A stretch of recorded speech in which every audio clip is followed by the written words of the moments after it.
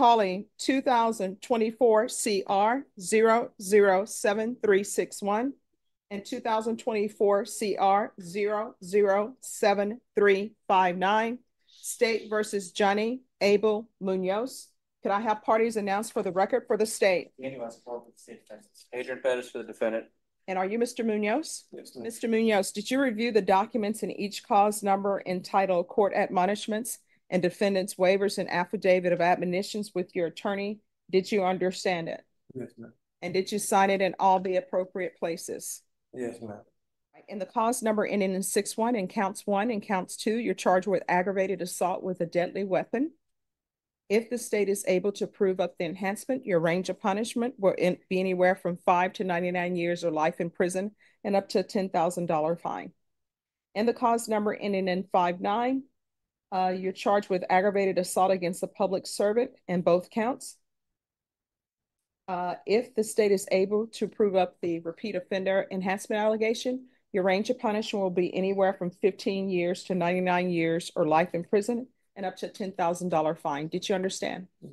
Counsel, in each of the cause number, has your client been able to provide you with any defenses? Yes, Your Honor. Do you believe he has a rational as well as a factual understanding of the charges against him? Yes, Your Honor. Do you believe he's currently competent and was legally sane at the time of the offense? Yes, Your Honor. Did you review the plea bargain page with your attorney?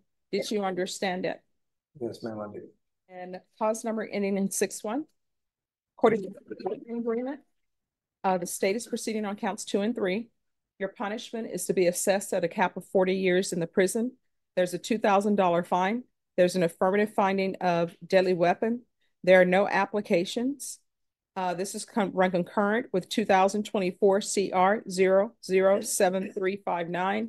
They're taking in consideration 2024 CR 007370 and 2024 CR 5164.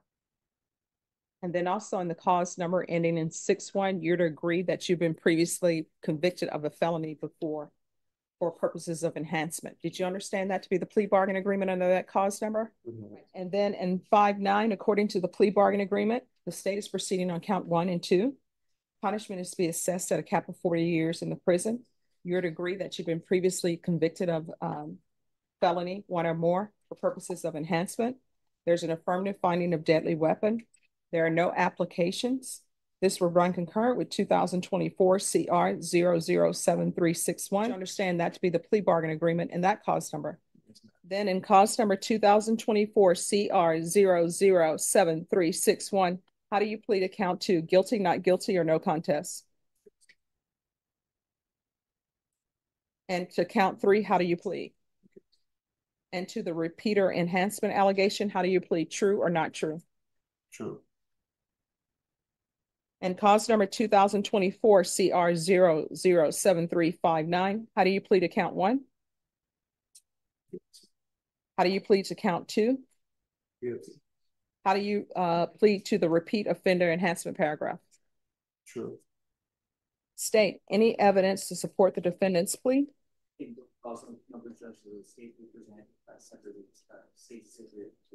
No objections. Court will find that defendant has knowingly and voluntarily waived and consented to stipulation of testimony and stipulations. Court will accept into evidence states exhibits 1 and attachments, and the court will review the same. All right. And the cause number in 6-1, court will find there's sufficient evidence to find you guilty, and the court will find you guilty of count 2 and count 3. The court will find the repeater offender enhancement allegation true based upon your plea of true and based upon states exhibits 1 and attachments. And the court will review cause number 5-9 for sufficiency. All right, after reviewing states exhibits 1 and attachments and cause number 2024 CR 007359, the court will find there's sufficient evidence to find you guilty. Court will find you guilty of count 1 and count 2. The court will find the enhancement true based upon your plea of true and based upon states exhibits 1 and attachments. All right, counsel, how much time do you need? I'm thinking 2 weeks, Judge. We're gonna have I would like ample opportunity to argue at sentencing. So I would think 2 weeks would be more than sufficient. All right, Norma, if we recall this in 2 weeks, where would that put us? All right, we'll bring you back on September 24th at 9 a.m. And State, if you'll just give me a criminal history. Your Honor. Yes. Do you mind terribly if we make that the 26th?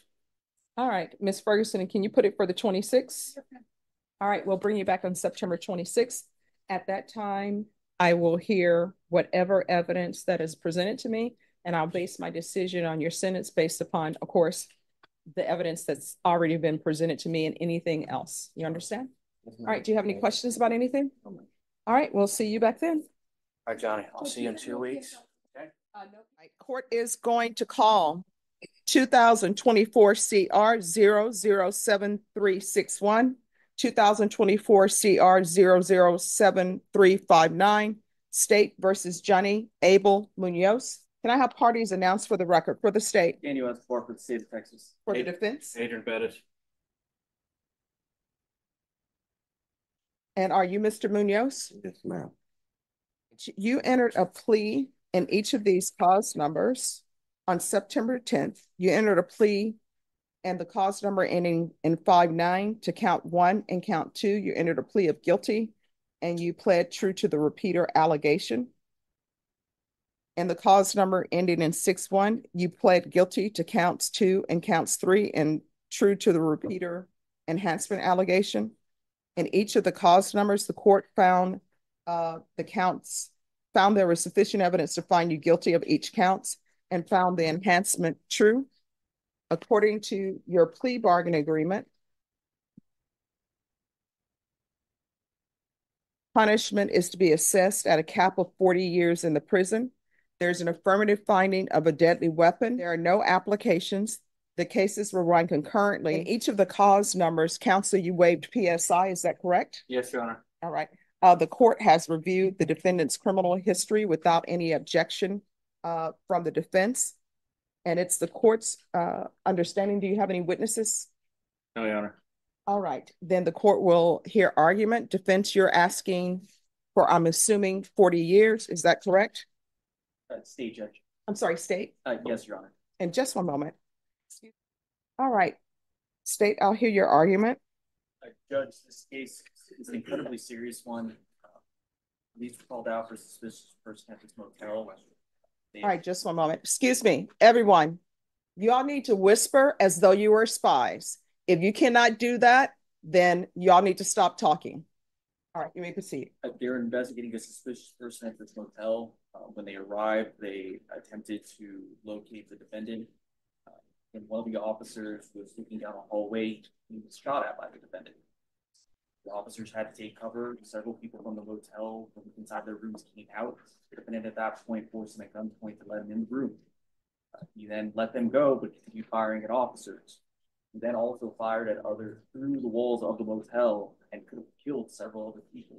Several people had to evacuate the room. Several people had to lie down on the ground to avoid any type of gunfire. This is incredibly serious. We think that 40 years is more than appropriate here. He could have killed multiple officers and multiple bystanders. All right, defense. Judge, this in fact is a serious case, but Johnny has serious problems. And I'm asking that the court give him mercy today. And I am asking for the minimum 15 years. I'd ask the court to take judicial notice of the court's file. In it, there's a competency report that was completed. And in that competency report, the doctor notes a few things about Mr. Munoz, which I think, frankly, should be taken into account and decided his sentence. Mr. Munoz appears to have a mental illness of some kind. It's never been diagnosed, but the doctor did review records, medical records, did talk to his family. His father did have a mental illness, and it's been suspected that Johnny has one. Johnny got locked up at 12 years old for the first time. He has had trouble with drugs and alcohol. He is an alcoholic, and on this particular occasion, he states that he was on a bender. And it certainly doesn't excuse what he did. He knows he's responsible for what he did.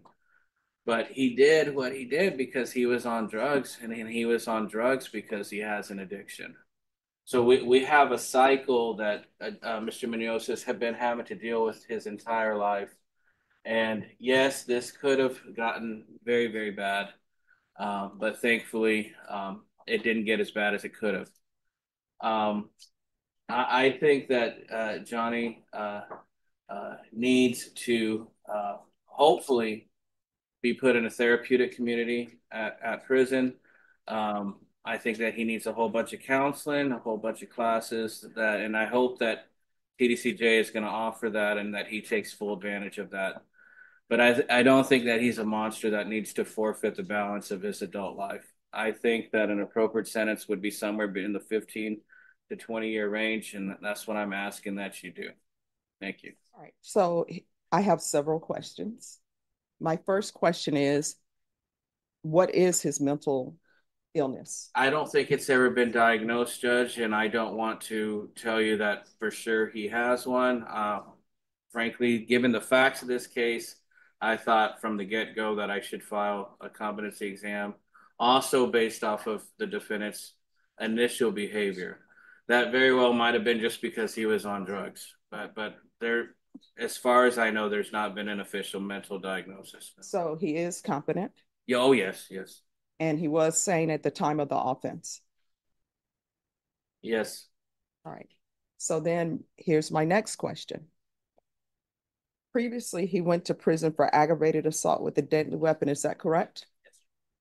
So why did he have a gun? Because he's not allowed to have a weapon. I don't have a good answer for that, Judge. He shouldn't have had a gun. And I know that I'm asking a lot, but that's my job to ask for a lot. No, I understand. And I know very well, Judge, he might not be he might not be deserving of mercy, but that's kind of the point of mercy, is to be merciful to the people that don't deserve it. I'm just asking that you show him a little bit of grace today, Judge. All right. I don't think 15 years is appropriate for this offense. For the aggravated assault with a deadly weapon, how long was he in prison? 15 years. So he was in prison for an aggravated assault with a deadly weapon for 15 years. And previously in his criminal history, he was placed on deferred adjudication. What was that offense? Was that the deadly conduct? I believe so, Judge. The ag assault, he was convicted and placed in confinement in 2008 for 15 years. Trying to find the deadly conduct, he was convicted and also placed on for 15 years. All right. All right, this is where I'm at. And I will tell you, whenever you go to judges school, they always tell you, say as little as possible on the record, right? But I'm a firm believer that when you explain to people a little bit why you're doing the things that you're doing, so people won't think it's arbitrary. When I was a defense attorney, I would always feel that people were just randomly maybe throwing out numbers. And I'm not saying that the state is doing it in this case. I think the offer that they tendered is an appropriate offer in this case. A lot of times when people have cases that are aggravated assault with a deadly weapon, if somebody's pointing a weapon at somebody, if somebody's showing a weapon at somebody and threatening them, people focus a little bit of what might have happened. Well, this could have been a murder. So you should sentence him to 40 years. I do know that he has maybe some mental health issues. Maybe that's brought upon the fact that he has been in and out of custody since he's been 12 years old. And if you have somebody who's in and out of custody since they've been 12 years old, I know that there is an issue, perhaps parenting, because I don't take the idea that there are bad seeds. I don't think a child is born and everybody says, I knew since the time that child was born, time when they threw their bottle out of the crib or threw up on somebody, I knew that child was going to be a problem. So I think a lot of it has to do with environment. I think a lot of it has to do with parenting. Of course, there are issues with drugs, alcoholism. That really is not an excuse for behavior. So I want you to know that I reviewed everything. And the reason why I remember your case and I remember you. And the reason why I asked them to give me the stipulations again is because I want to be sure of everything that I read and make sure that my memory is correct on things.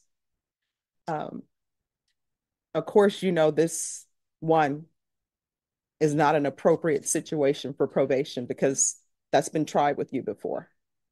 All right. Is there anything you wish to say before I pass ruling? All right. I want to let you know that I wish you the best in your life, but you're going to be going to prison today. The cases will run concurrent with each other. And I want you to know, even though we're dealing a little bit in what ifs, you should really consider what ifs, because you could have killed officers that day. You could have killed people who were just at that hotel trying to get a good night's sleep. You understand? And each cause number, the court will take into consideration 2024 CR 5164, 2024 CR 007370. I'm going to recommend for you the therapeutic community mental health unit. I don't know if they'll accept you into that unit based upon your criminal history, but I do know that if you don't request it, you definitely will not be placed in that. I have no jurisdiction to order them to place you in that community, but continue to ask for it. Yeah, yeah. All right. And how old are you? 43. All right. The court is going to sentence you to 35 years in the prison and give you credit for any time served. All right, we can go off the record. Here's the thing. I realize that's, oh, and I'm sorry, in each case, there's an affirmative finding of deadly weapon. All right, we can go off the record. Here's the thing. I know that's a lot of time. And I realize how old you are. And I realize that prison time is hard time, right? But this is what I want you to understand. One, this is a part of punishment. But two, nobody ever knows how long they're going to live. Nobody ever knows what's going to be happening with parole. But what you need to do is make sure that you get your life in order, right? And be the best that you can be. And at prison, do not become institutionalized, because it's easy to become institutionalized. It's easy to go to prison and become a part of this thing where you're just committing crimes in prison and other people are committing crimes around you or towards you at the prison. Don't become institutionalized. Just try to be the best that you can be each day. And, you know, look forward to go in there with the understanding that, hey, there's a great chance that I'm going to end up getting parole, and just try to better yourself. So when you do get paroled, that you're ready to be in society, do the right things. And if you need to be on medications, to be on medications. And if I'm still here, who knows what will happen, right? But if I'm still here on the bench and you are lost, don't know where to go to get help, you can always come back and see me, okay? No. And I say, if I'm still on the bench, who knows? Maybe I win the lottery or something. I don't know. All right? All right. So good luck to you, okay? You're welcome. Thank you, counselor. To that other news, people are wondering what seems to have triggered a man, leading to an hours-long standoff with San Antonio police. According to SAPD, that suspect fired shots at officers and took over a motel room at gunpoint. Katrina Weber shows us how other guests had to do the best they could to stay safe through all of this. What started under morning darkness would continue as trouble in the daylight. San Antonio police kept all traffic at a distance, blocking off a stretch of Fredericksburg Road near Medical. Police say a masked man with a gun was holding officers at bay. They found him around 5:30 this morning at the Studio 6 Extended Stay Motel. Police say he fired a shot at them, then ran into a guest room upstairs. Took over their room at gunpoint. The two individuals fled the location. He went inside and barricaded himself. It turned into a 4-hour ordeal with more shots fired at police and SWAT officers arriving. The commotion was an extra early wake-up call for guests. From what I understand, we just got him in custody right now. Finally, the standoff ended safely. Police arrested 42-year-old Johnny Munoz, whose criminal history dates back nearly 20 years. Had a rough reality. Katrina Weber, KSAT 12 News.